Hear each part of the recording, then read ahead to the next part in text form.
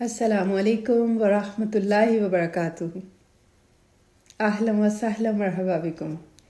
کیسے ہیں بہت پیاری سسٹرز؟ الحمدللہ رب العالمین۔ میں آپ کو دعا کے سیشن میں ویلکم کہتی ہوں، اور اللہ تعالی ہم سب کو اپنی حفاظت میں رکھے، اور ہم حفاظت کی دعاؤں میں خاص طور پر دشمن سے حفاظت کی دعائیں پڑھ رہے ہیں نا۔ اور انسان کوئی بھی اس سے بچا ہوا نہیں ہے، جب سے دنیا بنی ہے اور اب تک دشمن کا خوف اور مختلف طرح کے خوف اندیشے ہم ہر انسان کو لاحق ہیں، اور کوئی بھی ان سے بچا نہیں ہوا۔ اللہ تعالیٰ کا بے حد احسان ہے کہ اس نے ہمیں یہ ساری دعائیں سکھائیں۔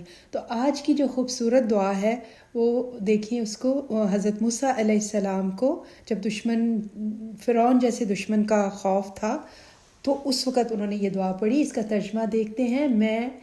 میں نے تو ہر اس متکبر کے مقابلے میں جو یوم حساب پر ایمان نہیں رکھتا اپنے رب اور تمہارے رب کی پناہ لے لی ہے۔ یہ حضرت موسیٰ علیہ السلام نے پڑھی، اور یہ سورہ غافر کی آیا نمبر 27 ہے۔ سورہ غافر جس کا دوسرا نام سورہ مومن بھی ہے، اس میں یہ دعا آئی ہے۔ اور اگر اس صورت کو دیکھیں جس میں یہ دعا آئی ہے تو ہمیں پتہ چلتا ہے کہ اس صورت کا مرکزی مضمون جو ہے دعوت اللہ ہے، یعنی ایک اللہ کی طرف بلانے والے کی جو خصوصیات ہیں اس کا پتہ چلتا ہے کہ جو دائی ہے، اللہ کی طرف بلانے والا ہے، اس کا کس طرح کا توکل ہونا چاہیے، اس کی دعائیں کیا ہوتی ہیں، اس کا اللہ کی طرف رجوع کرنا کیسا ہوتا ہے، اور جتنا زیادہ اس کا توکل مضبوط ہوتا ہے اللہ کی مدد اتنی اس کے ساتھ ہوتی ہے۔ تو یہ بات ہم حضرت موسیٰ علیہ السلام کے پورے قصے میں دیکھتے ہیں۔ پھر حضرت موسیٰ علیہ السلام جن کو یہ دعا ملی، ان کی خصوصیت دیکھتے ہیں کہ وہ اولو العزم پیغمبر تھے۔ پیغمبر تو سارے ہی اللہ کے چنے ہوئے اور خاص بندے ہوتے ہیں، لیکن ان میں سے بھی جو ٹاپ 5 پیغمبر ہیں ان میں ان کا نام آتا ہے اولو العزم، جو ارادے کے پکے تھے۔ ان میں حضرت محمد صلی اللہ علیہ وآلہ وسلم، حضرت ابراہیم علیہ السلام، حضرت نوح علیہ السلام، حضرت عیسیٰ علیہ السلام اور حضرت موسیٰ علیہ السلام ہیں۔ تو یہ وہ اولو العزم پیغمبروں میں ان کا نام آتا ہے جو اپنے ارادے کو جب ارادے کرتے تو وہ اس پہ ایکٹ بھی کرتے۔ کامیابی کی ایک بہت بڑی نشانی یہ ہوتی ہے کہ انسان جو سوچے، ارادہ کرے، پھر اس کو کر بھی لے، کیونکہ ارادہ کرنے سے وہ سارے کام پورے نہیں ہوتے جب تک کہ اس کو خاص طور پہ آگے بڑھ کر کام بھی کیا جائے، اور یہ سب لوگ نہیں کر پاتے۔ تو اللہ سبحانہ و تعالیٰ ہمیں توفیق دے کہ ہمیں پہلے نیک ارادے کریں اور پھر ہم اس کے بارے میں اللہ سے دعائیں بھی کریں۔ اچھا، اور حضرت موسیٰ علیہ السلام کی بے پناہ خصوصیات ہیں، ان میں سے ایک خاص خصوصیت آپ سب کو پتہ ہے کہ وہ اللہ سبحانہ و تعالیٰ نے ان کے ساتھ کلام کیا تھا۔ وہ کیا تھے؟ کلیم اللہ تھے۔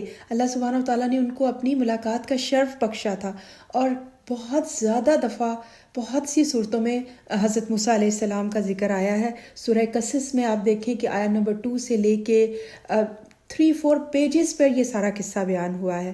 سورہ طٰہٰ میں، سورہ مریم میں، سورہ شعراء میں بہت زیادہ ان کا قصہ ڈیٹیل سے، اس سورہ قصص میں پورا ان کی پیدائش کا، ان کا ماں سے جدا ہونا، فرعون کے گھر پرورش پانا، اور پھر ان کا جب وہ کسی کو دیکھتے ہیں پرابلم میں تو اس کی مدد کرتے ہیں، تو ایک گھونسا اس بندے کو مارتے ہیں جو لڑائی کر رہا تھا، تو وہ بندہ مر جاتا ہے، تو ان کو اس کے علاقے سے جانا، نئے مدین میں جا کے شفٹ ہونا، ان کی شادی، یہ قرآن نے بہت وضاحت کے ساتھ، اور اس سے ہمیں بہت سے سبق ملتے ہیں۔ پھر جب اللہ سبحانہ و تعالیٰ کے ساتھ ان کی ملاقات ہوتی ہے تو اللہ سبحانہ و تعالیٰ نے ان کو حکم دیتے ہیں کہ تم فرعون کے دربار میں جاؤ جو بہت سرکش ہو گیا ہے، اس کو اللہ کی طرف بلاؤ۔ تو اس دور میں اللہ سبحانہ و تعالیٰ کا ہمیشہ سے یہ طریقہ رہا ہے کہ جس بھی دور میں جس پیغمبر کو بھیجتے، جو وہاں کے حالات ہوتے اس کے مطابق اس کو معجزات ملتے۔ تو اس وقت فرعون کے دور میں کیا تھا کہ بہت جادوگری کا تھا، تو اللہ سبحانہ و تعالیٰ نے حضرت موسیٰ علیہ السلام کو ید بیضا اور عصا دیا، اور ساتھ ان کو بھیجا۔ آپ تھوڑے سے گھبرائے، خوفزدہ ہوئے کہ وہ اتنا جابر اور ظالم متکبر بادشاہ ہے اور اپنے آپ کو خدا سمجھتا ہے، تو خدا کے دربار اپنے آپ کو سمجھتا ہے اور اس کو جا کے بتانا کہ اللہ کا پیغام یہ ہے، تو یہ ان کو تھوڑا سا ڈر لگا، جس کے لیے انہوں نے حضرت ہارون کا بھی ساتھ مانگا اور اپنی لکنت کا بھی ذکر کیا۔ ہمارے پاس اتنا ٹائم نہیں کہ پوری سٹوری اس میں جائیں۔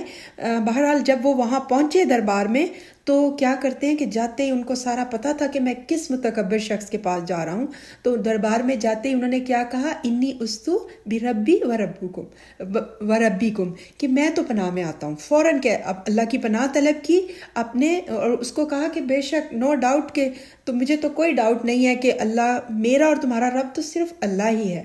اور جیسے ہم نہیں پناہ مانگتے کہ قرآن پڑھنے سے پہلے ہمیں بتا دیا قرآن میں ہی کہ ہم شیطان مردود سے پناہ مانگے، اعوذ باللہ من الشیطان الرجیم کہیں، تو جیسے ہم پناہ میں آتے ہیں شیطان کے وسوسوں اور ہتھ کنڈوں سے، بالکل اسی طرح انہوں نے پناہ مانگی اللہ سبحانہ وتعالیٰ کی کہ میرا اور تمہارا رب تو صرف اللہ ہی ہے. من کل متکبر، ہر متکبر سے. کیوں؟ کیونکہ جو فرعون کے دربار میں جو باقی لوگ تھے، حامان اور دوسرے وزیر، وہ سب بھی بہت متکبر اور ظالم تھے.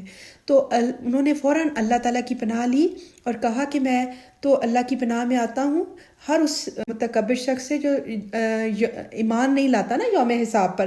یہ کیوں کہا؟ کیونکہ آپ غور کریں کہ جو بھی انسان جس کو یہ پتا ہو کہ میری ہر عمل کا ایک دن حساب ہونا ہے، یوم الحساب ہے، ڈے آف ججمنٹ ہے، اور ہر چیز میری لکھی جا رہی ہے، وہ اور جس کو کسی کا نہیں پرواہ کہ اس کو نہیں پتا آخرت کے عقیدے کا، ان دونوں کے معاملات اور زندگی گزارنے کا طریقہ بہت فرق ہے. تو اگر کوئی چاہتا ہے کہ ہم سیدھے راستے پہ رہیں تو ہمیں آخرت کے عقیدہ کو، اس کے پہ یقین بہت پختہ کرنا ہے اور موت کو بہت یاد کرنا ہے. اور یوم حساب اور اللہ تعالیٰ کی جو ایک پکڑ ہے دنیا میں بھی ہوتی ہے لیکن آخرت میں فرشور ہے، تو اس کو ہمیں اس عقیدے کو کلیئر کرنا ہے اور تکبر سے بچنا ہے، کیونکہ فرعون میں تکبر تھا. اور ہمیں اس لیے بھی تکبر سے بچنا ہے کیونکہ ہمیں جنت چاہیے، اور جنت جس کے دل میں رائی کے برابر بھی تکبر ہوگا وہ جنت میں نہیں جا سکتا. تو یہ بہت خوبصورت دعا ہے. جب بھی ہمیں لگے کہ ہمارا دشمن بہت ہی اسٹرانگ ہے اور ہم کبھی بھی اس پہ قابو نہیں پا سکتے، تو اور ہم اللہ تعالیٰ کے مختلف طرح کے ڈر ہمارے آتے ہیں جب اللہ تعالیٰ کے لیے راستے میں ہم بلاتے ہیں، تو ہم اس دعا سے مدد لیں گے جس طرح حضرت موسیٰ علیہ السلام نے لی. اللہ تعالیٰ مجھے اور آپ کو بہت بہت دعائیں کرنے والا اور اللہ ہی سے مانگنے، بار بار اس کی طرف رجوع کرنے کی توفیق دے اور تکبر سے بچائے. اب انشاءاللہ تعالیٰ ہم حفاظت کی دعاؤں کو اس کو یاد کریں گے اور اپنی عمل میں لائیں گے.